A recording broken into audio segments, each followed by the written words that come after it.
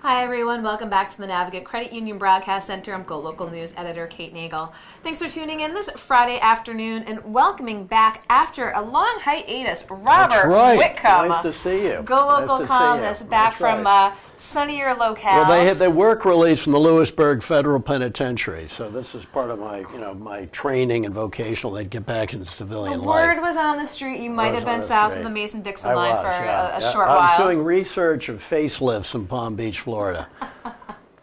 And I also looked into Burmese pythons, which are taking over the peninsula, and apparently they're very tasty. And in Southeast Asia, they're considered a delicacy. The only problem is they have incredible amounts of mercury. Wait, so I was going to push that for a food source, a protein source. Burmese pythons where? In Florida. Where have they come from? Well, they originally escaped from pet shop. Now they're eating everything. Deer, they're wiping out species. This is a true story, as you actually. Said, no joking. Are people eating them? In Southeast Asia, they eat them. The trouble is they have incredible amounts of mercury. So I thought that would be a great way to get rid of them. Use them for meat, kill them for meat. But apparently, the mercury, you'll turn into like one of those old-fashioned thermometers.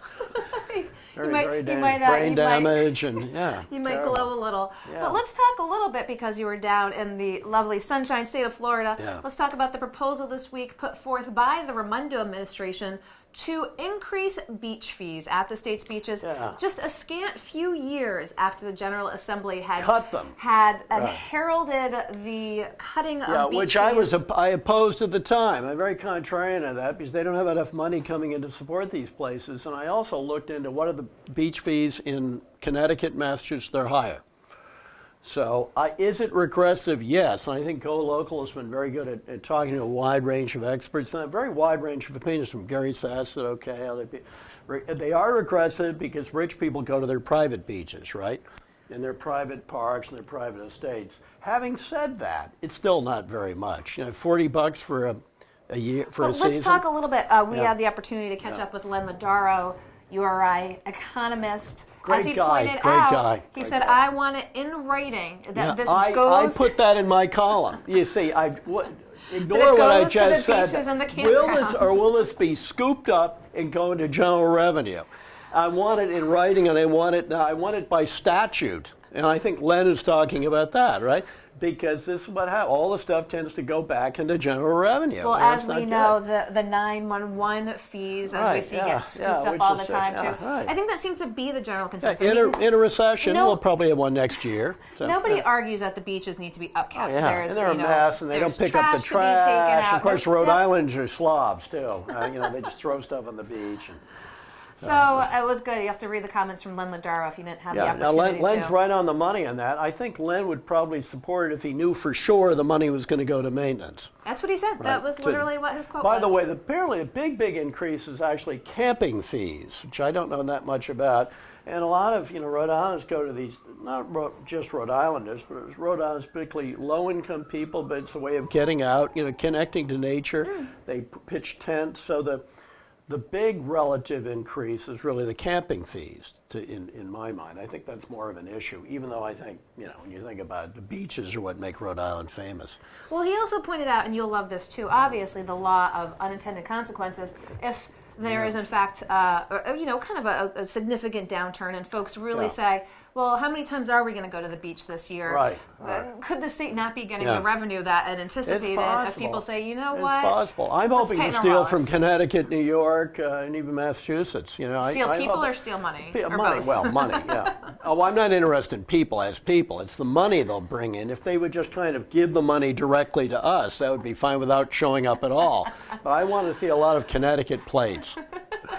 And New York City plates. More Connecticut plates. Because they pay a higher rate, as you know. They pay a higher rate, and that's found money. Okay. But again, we get to the issue that Len raised.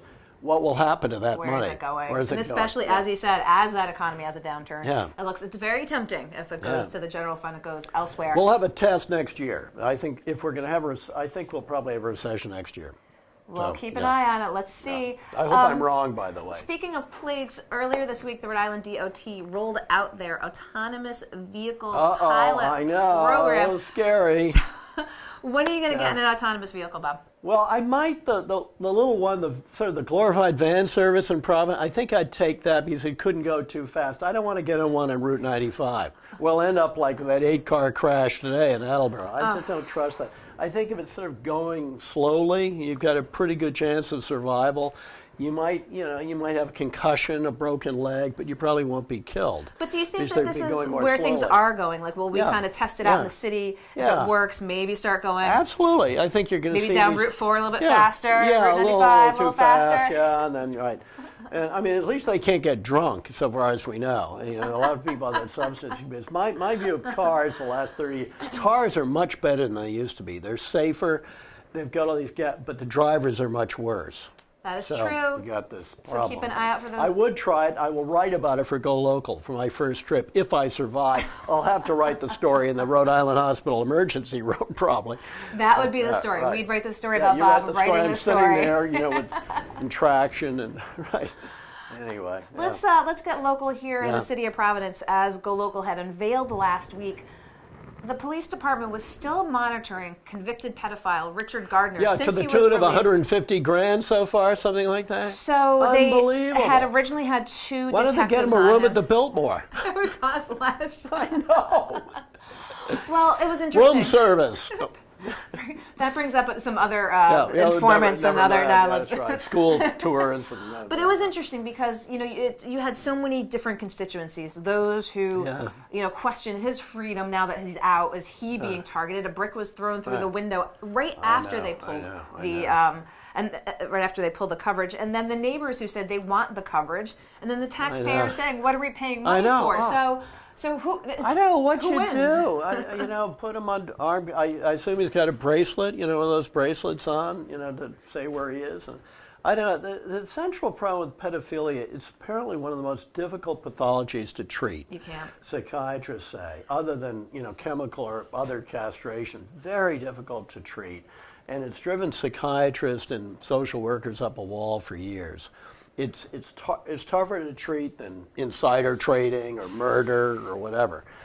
They don't exactly know why. I know they do a lot of research on this. I think up in Boston at McLean's, but they almost always do it again. Recidivism. Yeah, recidivism. Including when they're quite old. I mean, that's what's really scary.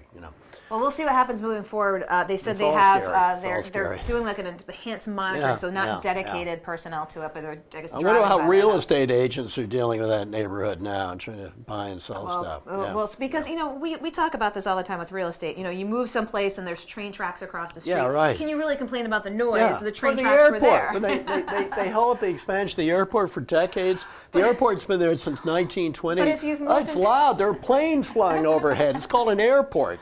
But if you've moved into a neighborhood, and he has his right when he's out of jail to move someplace, sure. But do you think it'll have an impact on home values? Yes, for a while anyway. And for a as while. a How old is he? homeowner- Do you remember how old he is? I think he's in his 50s. Yeah. Oh boy. Yeah. It's So a real problem. we'll see about that I moving don't forward. imagine he's probably going to find some difficulty in getting somebody to share his apartment with or get his house with too.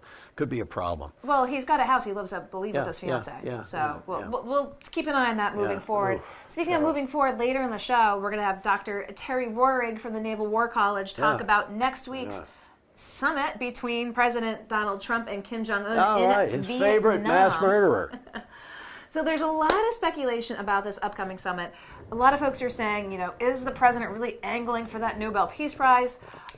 Does he value peace or the appearance of peace with the leader of North Korea more than denuclearization itself? I mean, this is a fine balance. Yeah, because they ain't going to denuclearize. Everybody knows that. They want a deal in which the U.S. pulls its troops out of South Korea, and then they blackmail, threaten South Korea to being taken over by North Korea. I'm simplifying a bit. That's basically it. Pull the U.S. umbrella from over South Korea, and then gradually put pressure to take over the whole thing. So you're not optimistic about this? Not at all. Not whatever. I mean, with Kim, it's kind of like Trump. Everything he says is a lie, including and the. Yeah. So, no, I'm not optimistic, but, we could have some momentarily good news. The stock market might go up, but I just don't think there's any substance. Well, There'll be rhetoric. We'll see. You'll have to see what the professor says when we I always talk with prefer him. rhetoric to reality anyway, so we should be happy. Live in la la land. Yeah, Okay, that's right. let's talk about rhetoric. Okay. Let's talk about the last kind of one of the biggest pieces of news this week, the Jussie Smollett situation. Oh, a riot. Yeah, great. But as the police chief in Chicago said, it's terrible because the people who have real complaints, now they'll be discounted. Too many cases because this narcissist, I never quite believed the story anyway. It was too neat. Well, initially, why would he do that? He was already famous. Apparently, there's speculation he was get looking it. for more pay. Again, there's still a lot of speculation at this That point. could be. But initially, after the incident had happened, he refused to turn his phone over to the police, which I believe was a little That bit didn't of a raise the flag. confidence level a little. Yeah. So, a lot of national attention, a lot of man hours paid from the Chicago police. But if anything, might there be a silver lining of don't try to perpetrate a bogus Yeah, right. crime? I hope it's discouraged people, but it may encourage some people too. Copycats? To try to, hey, I can do it. I'm smart. I won't smart. have it on my cell phone. The things that these people do are just amazing. The stuff that people have on their cell phones, and the cops get it, and they're surprised that they're off to the ACI or something. Well, we'll see what it's happens terrible. with by the way, Justice Smollett. I saw him being interviewed briefly. I've never seen that show, so I'm totally, whether he's good or bad, I have no idea. You just don't know. He's certainly imaginative. What do we have in the column this weekend? Well, I think Jim Gillis down at the Newport Daily News, which is now part of kind of the pro-Joe Gatehouse empire, he had a funny column saying that Larry Ellis, a very rich guy, just brought a fourth estate, should pay for a new high school, which I thought was an entertaining idea. Instead of another art museum, catering to Let's the get rich. a little more pragmatic. Yeah, 120 million. It's kind of hard to tell with Mr. Gillis meant this is a gag or whether he's serious, but certainly Larry Raises a Ellison, good point. fifth richest person in the world, or at least in the country. Certainly, this would be like you and I going out and having a cup of these. Maybe a martini or two. Maybe a martini. I and could the donate, tip, but that's worry about pretty the much tip. okay. So I talk about that. I talk about the new tech hub going on in Newport, which Newport would gradually become the capital of Silicon Coast, which goes from New Bedford, the electric boat thing, all the way over to Woods Hole. The new Silicon Coast. Yeah, Okay. marine technology. I like and it. Newport in the middle. Okay. Yeah, with better restaurants than the other places. What else we got going on? Okay, what else do we have? Globichar, whatever her name is, the Minnesota stuff. She's quite right. She's fending off demands for instant Medicare for all. All talking about Medicare for all. She suggests the public option. Remember the public option in the first debate about Obamacare? You sort of gradually bring it in. It's sort of along the lines of like lowering the Medicare age to 55. That's the way to go. You can't do this overnight. And when people are saying, tomorrow morning at 5:15 a.m. it's Medicare for all, she's being much more reasonable about that. She's also against a free 4-year college, which would be bankrupting. She's trying to position herself, at least by current Democratic Party standard, is sort of a moderate. Her biggest problem may be that she's apparently a terrifying boss. I think she's owned up They to it. hate her. Yeah, I she think she said screams she's- at them. She humiliates them. Now, maybe this is what we need. It worked for Stalin. Well, you're going to have to read Yeah, more yeah. of Bob Whitcomb this weekend on GoLocalProv.com. Glad we could get you back in studio. The extended hiatus See you was soon. too long. It's pretty frightening. Stay away from Burmese pythons. Too much mercury. Don't go anywhere. We're going to be right back with our next guest here in the Navigant Credit Union Broadcast Center.